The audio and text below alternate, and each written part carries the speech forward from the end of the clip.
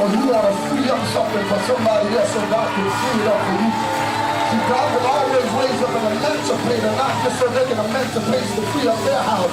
God raised up an emancipator so they can come back and free up somebody else's house. There's somebody else.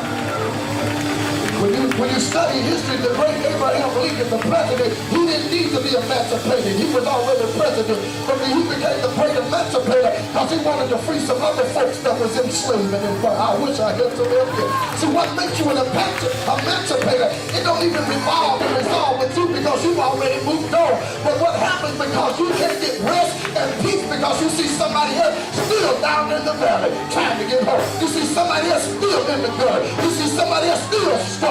You see somebody else still broken and still broke, and you can't get no peace and rest, even though God is taking you up God's ladder. But I want you to know that when you have an burden and an anointing to be an emancipator, you refuse to let your sister, you refuse to let your brother, you refuse to let the people of God to keep being oppressed, keep being rejected. And you say, what can I do to help? What can I do to be a blessing? What can I do to obtain justice? What can I do to obtain God's favor?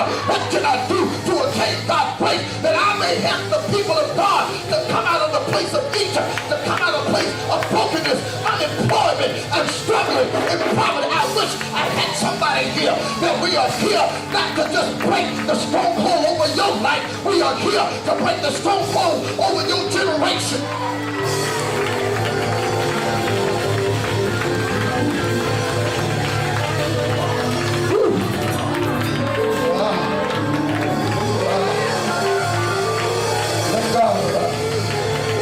Let God arise.